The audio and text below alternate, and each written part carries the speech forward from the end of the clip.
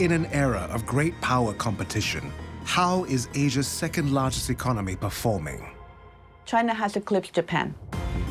But Japan has an ambitious comeback plan.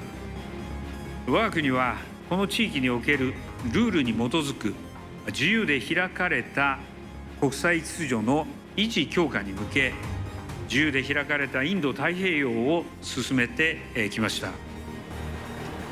And it's a plan that will transform Indochina with a series of ports, rails, roads, industrial parks, and educational institutions.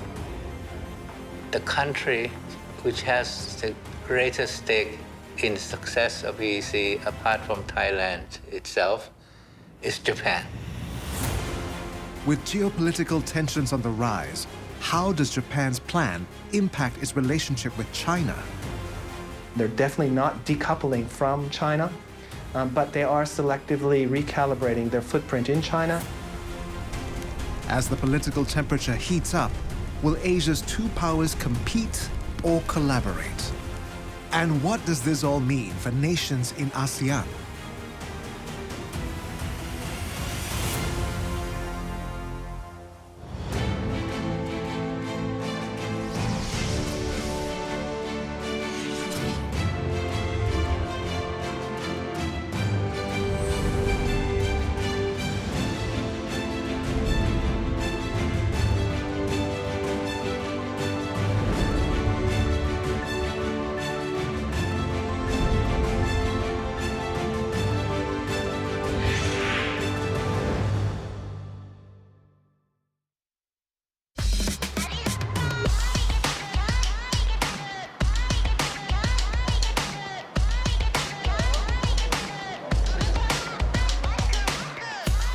This is Cosnichi in Bangkok, one of the many cosplay events that take place across Southeast Asia.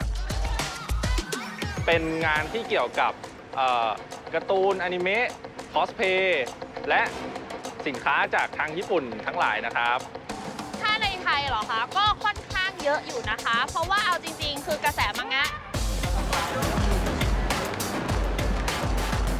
ค่ะชื่อเอแคค่ะอันนี้คอสเป็นนานายาจากเกมเกนบูค่ะตัวละครวีทูเบอร์นะคะเพราะว่าส่วนหนึ่งแล้วพวกเราชื่นชอบวีทูเบอร์อยู่แล้วก็แบบว่าติดตามกิจกรรมของเขาแล้วเราก็เลยเห็นว่าคาแรคเตอร์ดีไซน์เขาน่ารักดีก็เราก็เลยเอามาแต่งให้แล้วก็เพื่อเป็นกำลังใจให้เขาด้วยค่ะ Cosplay is one aspect of the Cool Japan strategy, a Japanese government campaign started years ago to enhance its global soft power. รู้สึกว่าเขามีวัฒนธรรมแล้วก็อารยธรรมที่น่าหลงใหลอะค่ะแล้วก็คนญี่ปุ่นเขาเป็นคนที่มีความคิดสร้างสรรค์แบบครีเอทีฟอะไรเงี้ยในการคิดว่าบางทีก็เนี่ยสร้างตัวละครคาแรคเตอร์อะไรแบบนี้มาได้อะแบบน่าสนใจเนาะแบบทำให้เกิดป๊อปคัลเจอร์ใหม่ๆอะไรเงี้ยค่ะเรียกว่าผมนี่คลั่งไคล้ทุกอย่างที่เป็นญี่ปุ่นอยู่แล้วครับไม่ว่าจะเป็นอาหารญี่ปุ่นอนิเมะญี่ปุ่นหรือว่าจะเป็นเรื่องของวัฒนธรรมแล้วก็ที่สำคัญที่อยากให้เอามาประยุกต์กับเมืองไทยมากที่สุดคือระเบียบวินัยครับผมชอบแล้วก็นับถือคนญี่ปุ่นมากๆก็เลยรู้สึกว่าถ้าถามว่าคิดยังไงกับประเทศญี่ปุ่นผมรักประเทศญี่ปุ่นครับผม Tens of thousands of people across Southeast Asia attend similar events in their own countries, where Japanese pop culture is celebrated. Whether it's through cosplay, Daiso, or Donburi, Japan has climbed up the ranks of favorability ratings in Southeast Asia. According to a widely cited survey done in Singapore, Japan remains the most trusted major power in the region, with 54.2% of respondents expressing confidence in Japan to do the right thing, more than twice as much as China's score on the same question. Japan also remains the most popular destination to visit among Southeast Asian citizens. Japan tops the list of travel destinations among people from 6 ASEAN member states. Well, in the 1960s, actually, Japan was seen as a country that was quite exploitive of many Southeast Asian countries in terms of going there, getting resources, and bringing back to Japan to develop its country. And there were riots, there was protest against Japan, and Japan thought about this, and they thought about how they could improve their relations. And as a result, they became much more consultative with local leaders. They invested much more overseas direct assistance, ODA, into the region, helping build infrastructure, helping build capitals, helping deal with water sanitation. Japan has been stable. It has been consistent. It has been reliable. Even with changes in government, even with changes in leadership, there has been this continued commitment to invest in Southeast Asia. That cannot be done just by rhetoric. It also cannot just be done by one administration. It has to be done continually, and Japan has really succeeded in doing so over the past decades. But goodwill does not translate into economic clout. According to a poll conducted by Japan's Foreign Ministry in Southeast Asia, when asked which among the group of 20 leading economies will be an important partner in the future, 48% chose China, while 43% picked Japan. Japan, a long-time economic power in Asia, has some concerns about being edged out. China has eclipsed Japan, no question about it. China became the second largest economy. It's also the largest goods trading partner for most economies in the region. China has been seen as a rising power and Japan as a stagnating one. But on the other hand, there are a number of under-the-radar metrics that's important to highlight that actually portray a very different picture, where Japan has not been eclipsed, when Japan makes important contributions and sometimes pulls ahead of China. What I have in mind in particular are the competitiveness that many Japanese firms have in advanced technologies. And I think this has become very evident now that we're so focused on supply chains, particularly the semiconductor industry, where you can see that Japanese companies play a pivotal role in the supply chains. There's also the other area where I think that the metrics point to Japan having a larger role is when you look at the infrastructure finance. Japan's infrastructure financing is an ambitious plan that will change how business is done in Indochina. Under the country's signature foreign policy initiative, the Free and Open Indo-Pacific, Japan will build two major transport and industrial corridors in Southeast Asia. One, the East-West Corridor, aims to build a large economic bloc along a 1,700-kilometer land route from Vietnam to Myanmar, via Laos and Thailand. From there, access can be gained to India over the Bay of Bengal. Two, the Southern Economic Corridor assists the trade development from Ho Chi Minh City in Vietnam through Cambodia and also links to Myanmar. 我が国はこの地域におけるルールに基づく自由で開かれた国際秩序の維持強化に向け、自由で開かれたインド太平洋を進めてきました。世界を見渡せば、米国、豪州、インド、英国、フランス、ドイツ、イタリア、オランダ、そして EU といったさまざまなアクターがインド太平洋へのビジョンを打ち出しています。志を同じくする国々が大きなビジョンを共有した上で、誰かの押し付けではなく、自らの意思でそれぞれの取り組みを進める。それこそが包摂性、インクルーシブネスを基本とする自由で開かれたインド太平洋、OIP の考え方です。特にここインド太平洋においては ASEAN との共同が不可欠です。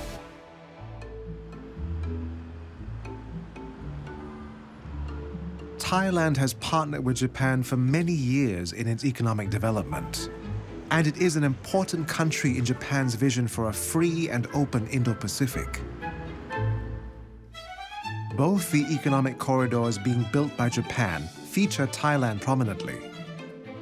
And in Thailand's capital city, one district bears the mark of long-standing relations between the two countries.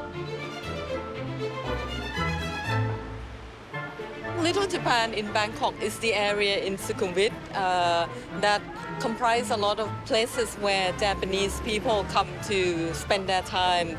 There's a supermarket, there's also a lot of people who live in this area.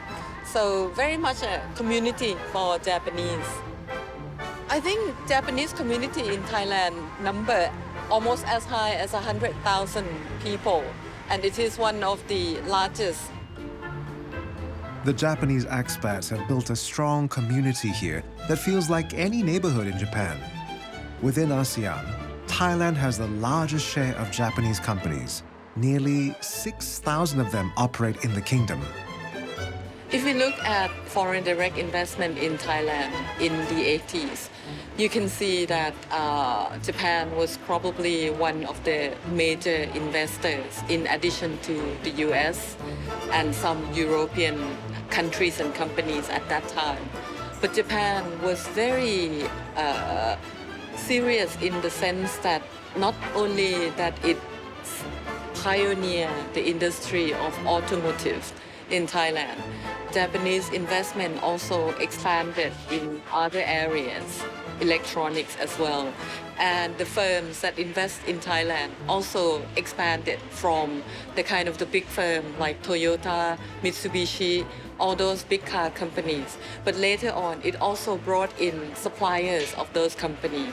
So Japanese companies' investment in Thailand is quite both wide and deep.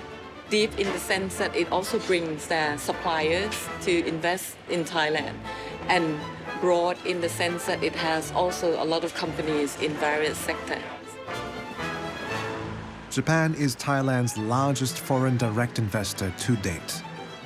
So extensive are Japanese businesses that Japan has set up not just one, but 2 institutes of higher learning in Bangkok to train manpower. This is one of the 2 Kosen, or engineering schools. We adopt from the Kosen, Japanese Kosen, that how we can foster our student to be an innovative practical engineer for our industry and society. Japanese and Thai teachers implement a unique curriculum that has proven to be effective back in Japan. I'm a graduate of Toyota Kosen, and I'm very proud of my mother college. So when I heard this job, I really like to go to Thailand to teach my juniors, my young students. I'm teaching that computer programming on the microcontrollers in automation engineering. So students are very interested in the robotics or some kind of automation programming, not only the software, but also the hardware, the electronics. I think we can provide students with not only mere, kind of a toy programming, but also the industrial level programming or hardware. Japan's commitment has always been to ensure that it invests not just in the project itself, but also in the communities that it invests in. It also invests in workforce development, which is really key. แล้วก็ภาคปฏิบัติซึ่งการที่มีภาคปฏิบัติมันทำให้เข้าใจในเนื้อหาที่เรียนมากขึ้นแล้วก็เราจะไม่ได้แค่รู้อย่างเดียวแต่ได้ลงมือทำจริงซึ่งมันก็จะทำให้เกิดความสนุกครับไม่น่าเบื่อแล้วก็สามารถที่จะเอาทักษะเหล่านี้ไปใช้ทำงานได้เลยครับ Students from Kosen schools are in high demand by Japanese companies who have an ambitious plan to enlarge their operations in Thailand as they begin to move some supply chains out of China.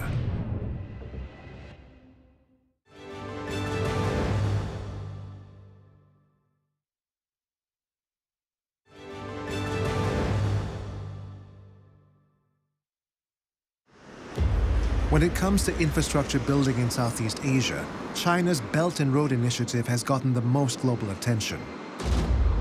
But one study reveals that when it comes to infrastructure financing, Japan actually takes the top spot.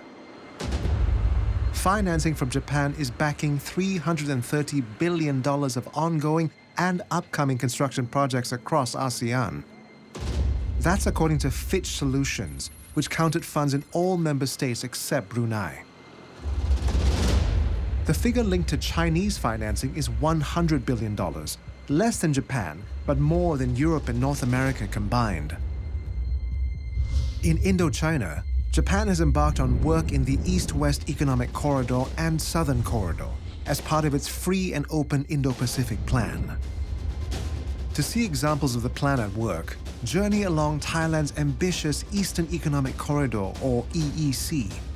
This strategic industrial bloc has overlaps with Japan's Southern Corridor plans. Japanese and Thai collaboration goes back 30 years in this region. In the 1980s, the eastern seaboard was mainly rural. The Thai government announced it would spend billions on infrastructure and asked the World Bank to help finance development. The World Bank said no.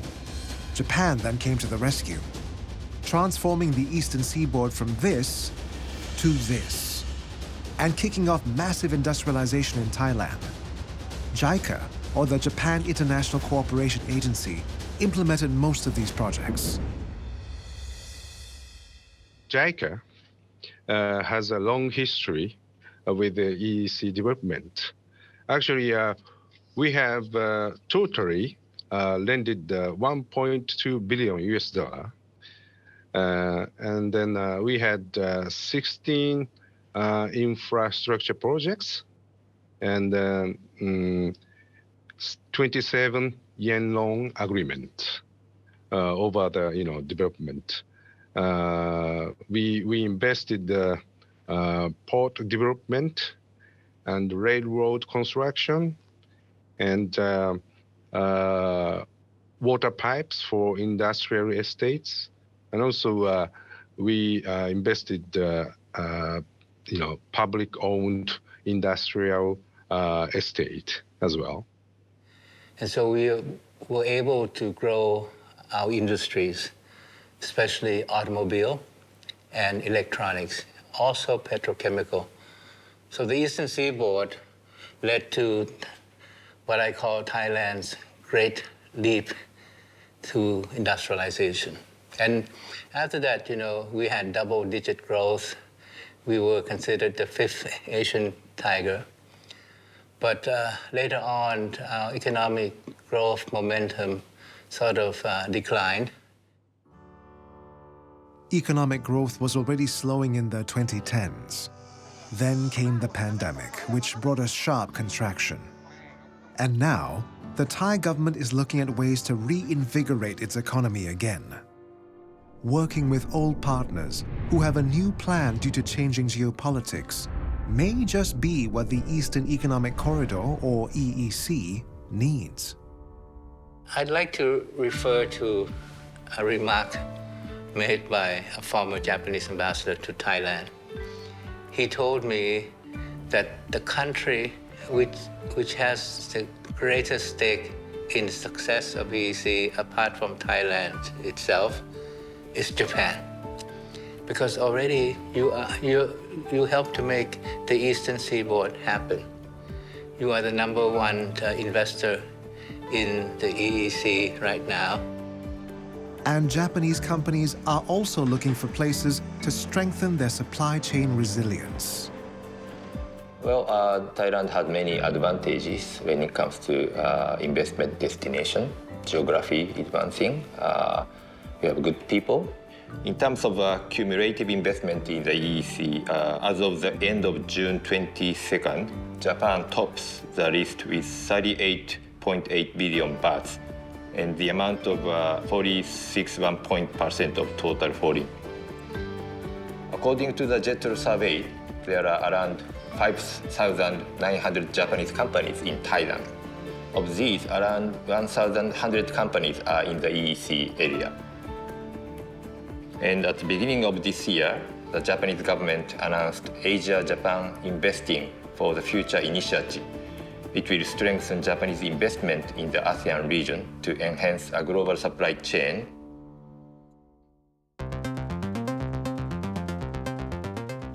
May 2022.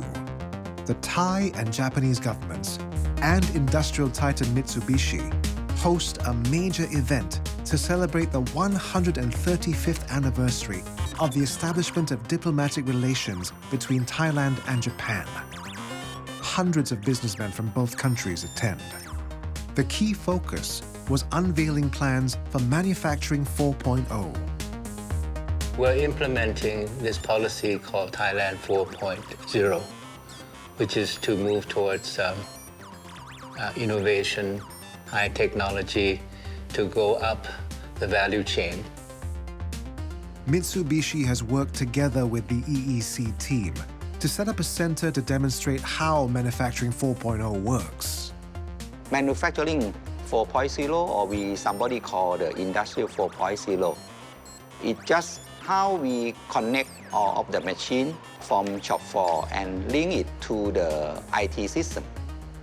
In the past, the manufacturing here, we are talking about the labor incentive.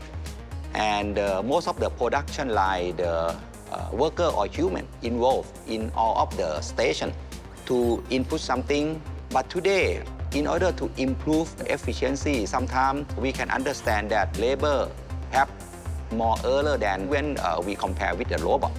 So we are trying to change. Mitsubishi partners with 75 other companies in Thailand to offer industrial solutions for Manufacturing 4.0. By integrating machine automation, digital engineering, and human knowledge, Thailand hopes to boost manufacturing productivity and wages. We can say this is SCADA or control room. And this dashboard is not only come from only one single factory. For example, this dashboard showing all the production and also the energy, OEE, everything in one place. I can give you one of the real example. This company have two factories. One factory located at Chonburi and another factory located at Rayong. Without our system, including our control room or SCADA, they need to have two teams. One team Chonburi, one team Rayong. But after implement our system, because monitoring can online also, okay? So they minimize the team to be only one team. This case is only two factories. But maybe, let's say if customer have 5-10 factories, they can minimize only one team or two teams by using our technology to monitoring. So far, about 10,000 people have visited the place to learn about Manufacturing 4.0 and how to apply it to their own businesses. These are the new advanced industries that we want to promote. For instance, electric vehicle, for instance, smart electronics, biotechnology, biofuel, biochemical, precision medicine. This Industrial Solutions Center, together with investments already made in hundreds of factories across Southeast Asia, clean energy plants, ports, roads, and railway networks, illustrates the importance of Japan's infrastructure spending. So why then are Japanese investments so low-key compared to those from China's Belt and Road Initiative? So when you go to infrastructure projects that are developed by Chinese capital, they really do make a point of putting out the flags and the names out, and it's in your face, right? You know that this is part of a BRI project. Japan has really not wanted to do that when it comes to infrastructure development in Southeast Asia at large. And it's not, and I believe it's actually a strategy on the part of the Japanese government. Bear in mind that Japan does not want to be in contest with China. And there is also a need for Japan to balance and maintain solid relations with China as well. So taking a more kind of in-your-face approach to say, well, here's a Chinese project, across the street is a Japanese project, and they're going toe-to-toe on competing for infrastructure development. This is not going to be a strategy that Japan's going to continue to pursue.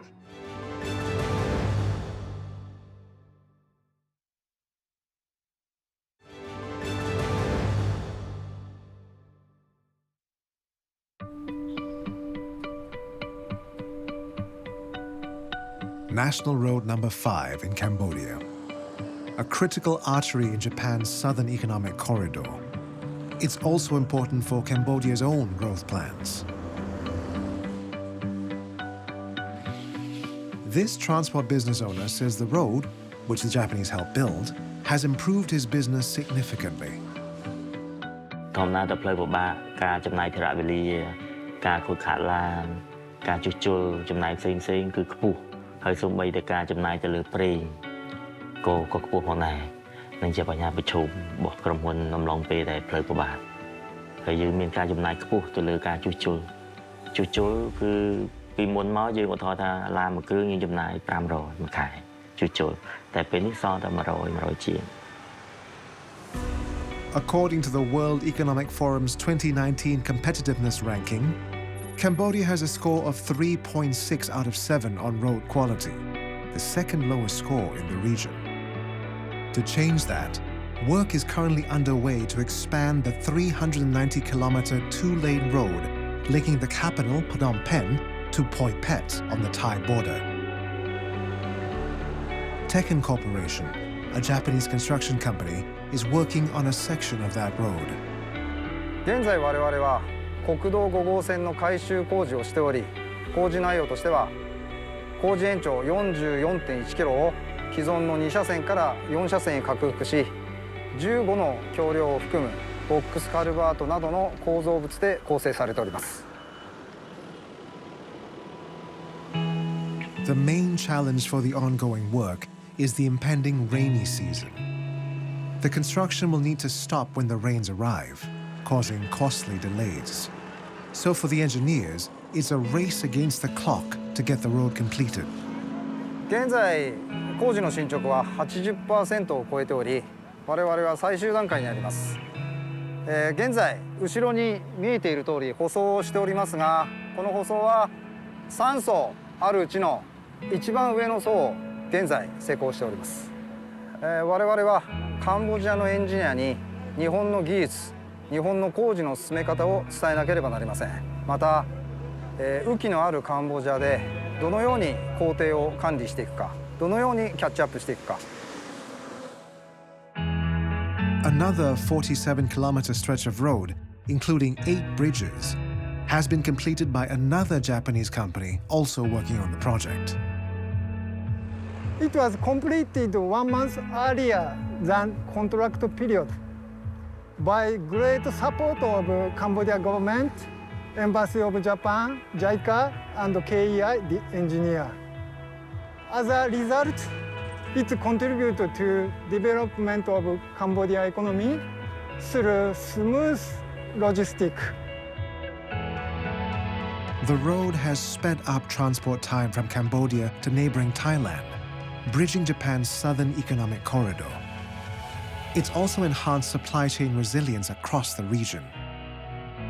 The wages of Thailand people getting higher and higher. They have to shift to more high-value added, industry product. And then if we build a southern economic corridor, we can make, supply chains, because Vietnam, Cambodia, Thailand, and then Myanmar, they have different stages of economy, right? And then they have a different, price of wages. So they can build supply chains according to the, how much they can put value on the products. So it's kind of a transformation of Thai economy, and also transformation economy of other, surrounding countries as well. The Japanese road projects in the Southern Economic Corridor also connect to an area long dominated by Chinese businesses, and that's Sihanoukville. It's a place well known for Chinese casinos, real estate developments, and restaurants.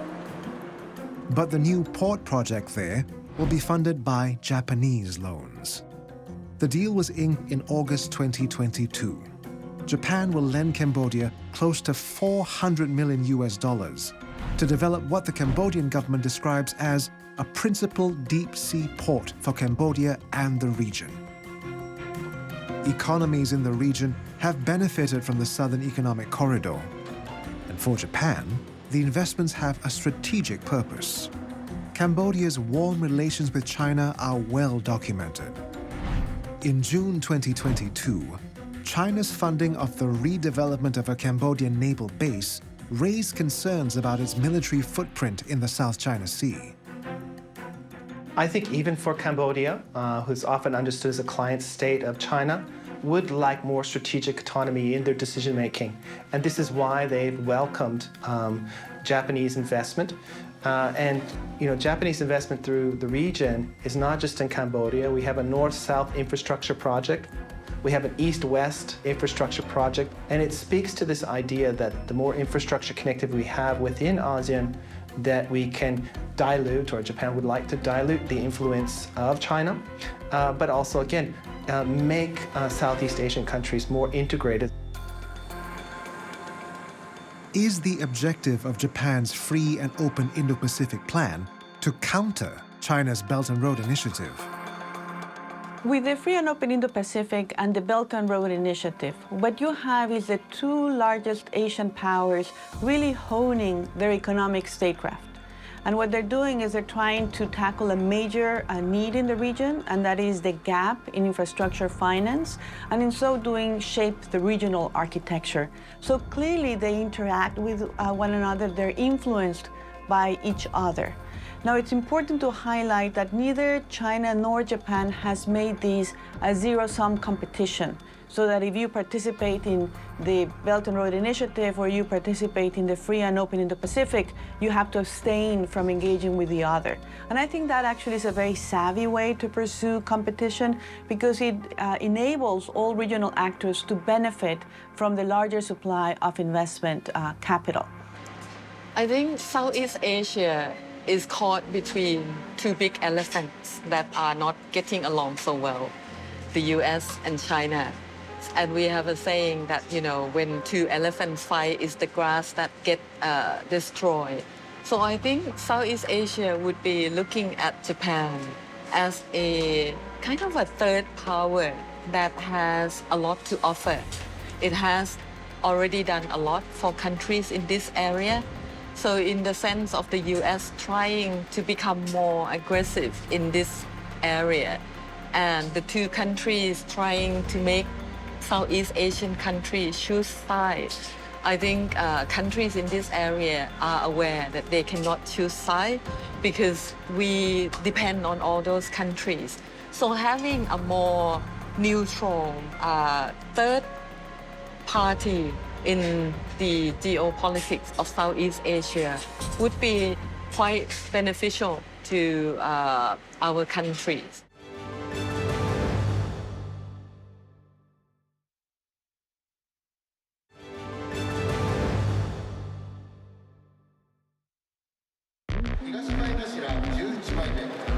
We're in an era of great power competition, and Japan has launched an ambitious, free and open Indo-Pacific strategy. Together with the United States' Indo-Pacific Economics Framework, the two policies promise to step up engagement in Southeast Asia significantly. The Indo-Pacific Economic Framework that was put forward by the United States allows Southeast Asian countries and participating states to choose what they would like from a menu of different forms of cooperation, whether it's sustainability, whether it's environmental cooperation, whether it's in anti-corruption activities. So this is a really, really, I think, complementary approach to thinking about the free and open Indo-Pacific strategy that is focusing on creating a rules-based order. And it's not making countries choose democracy or human rights, but rather fighting corruption, improving governance, and highlighting development and dealing with climate change. That is very much in line with how the Japanese would like a rules-based system to move forward. While the United States has been public about its adversarial relationship with China, Japan has a different relationship with its neighboring superpower. In September 2022, the Japan Business Federation held an event to commemorate the 50th anniversary of the normalization of diplomatic relations between Japan and China. At this event, messages from Chinese President Xi Jinping and Japanese Prime Minister Fumio Kishida were read out. Both leaders did not attend any celebratory events personally. There was going to be three options. One was going to have a full fanfare celebration, one leader going to the other country and really celebrating this, or had relations really soured, really making a point of criticizing the other and taking a firm stance on the offensive. What we have seen instead is a kind of watered down, not a lot of public celebration. There is still a great concern about what is happening in China today. Chinese economic coercion has certainly been a grave concern for Japanese businesses and the Japanese government. There's a lot of concern about China's aspirations for Taiwan. So as we have these, it is a milestone. 50 years is not, that's certainly a historic event. But if we are to look at, if that is seen as an opportunity to look forward, there are a lot of uncertainties and a lot of risks ahead between the two countries. Despite the risks, the two countries must grapple with economic realities. Take Japan's tourism sector, for example. Before the pandemic, almost 10 million Chinese people visited Japan annually, making up about 1/3 of all spending by foreign tourists, and prompting some soul-searching by the Japanese media on whether the Japanese tourism industry was over-reliant on China. Then there is the immense bilateral trade. In 2021, China remained Japan's biggest trade partner. Japan was China's second-largest trading partner when measured by country, with the trade volume totaling $371.4 billion, a historical high, according to China Customs. Businesses want to be part of the China miracle. China has pushed about 400 million people into the middle class. They're consumers and they consume Japanese products. So corporate Japan wants to be part of the China story. But they also understand the declining benefits of being part of that market. One is costs associated with the 4-to-1 problem in China, the demographic challenges in China. Two is geopolitics have made the relationship more unpredictable. And three, issues like the COVID-19 pandemic has highlighted that Japan shouldn't put all its eggs in one basket. With the zero COVID policies and shutting down and disruption of supply chains, Japanese businesses were affected. So what we see now is that Japanese businesses are building in China for Chinese, by Chinese, with Japanese technologies, and they're selectively diversifying to Southeast Asia and South Asia to build and to make products for consumption in those local markets. So they're definitely not saying no, and they're definitely not decoupling from China. But they are selectively recalibrating their footprint in China and in the region to deal with those challenges I mentioned. Developments on the geopolitical front especially are making the economic relationship challenging. As Prime Minister Kishida and President Biden launched the Indo-Pacific Economic Framework in Tokyo, Russia and China engaged in a military exercise off the coast of Japan. When Nancy Pelosi visited Taiwan, China engaged in a military exercise and fired ballistic missiles.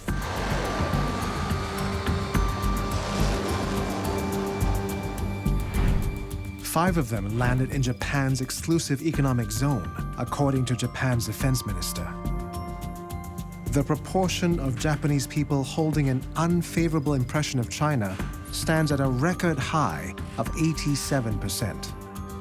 The perception that China represents a major security threat to Japan is very high now. And this should not come as a surprise.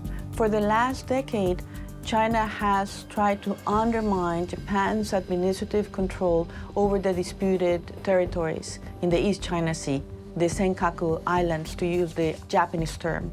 And therefore, this means that you have recurrent and constant intrusions from Chinese vessels in the proximity of these waters.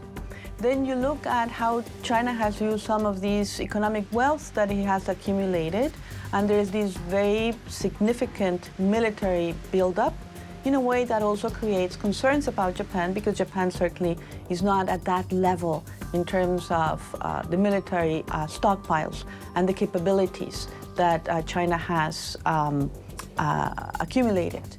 I think that China's friendship with no limits with Russia has also intensified the sense of risk and threat perception. A Defense of Japan White Paper 2022 says that China's military trends have become a matter of grave concern to the region. And so Japan has pledged to increase its military spending, both at home and also abroad. 这将严重违背和平宪法和专守防卫政策，严重威胁亚太地区的和平、安全与稳定。日方应该认真汲取历史教训，坚持走和平发展道路，切实尊重亚洲邻国的安全关切，在军事安全领域谨言慎行。 以真正取信于邻国和国际社会。 Looking on the bright side, there's the Regional Comprehensive Economic Partnership, encompassing 15 Asia-Pacific countries and includes both Japan and China. It's supposed to help companies from both sides better access each other's markets through things like lower levies. There's also the Comprehensive and Progressive Agreement for Trans-Pacific Partnership, or CPTPP. The CPTPP is version 2 of the Trans-Pacific Partnership and got renamed after the US pulled out.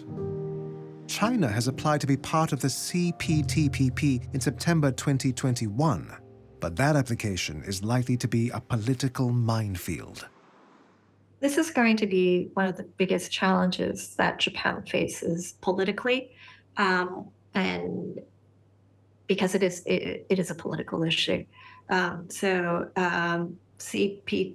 The United States pulled out of the Trans-Pacific Partnership Agreement. Japan was really critical to ensure that the 11 remaining countries stayed committed to CPTPP.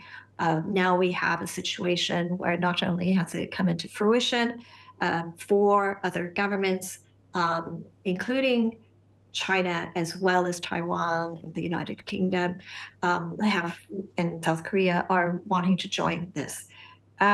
So Japan has a lot of say in how this accession issue is going to be approached. I believe that the most prudent way for Japan to deal with it is going to be to kind of like prolong it as much as possible. Because the challenge is going to be, how do you deal with the application of both China and Taiwan, right? When you look about 2 decades ago when China joined the WTO, it was a conscious effort to actually have both China and Taiwan join the WTO. That was then. This is now. Taiwan is really almost accession ready. China is not. If Taiwan were to join before China, that would create a lot of problems, and that's kind of a big understatement. With a dragon at its doorstep, there are no easy answers for how Japan should engage China. Well, in terms of deterrence, we see a deepening of the US-Japan alliance, but we also see Japan working with Australia and the UK in terms of a reciprocal access agreement.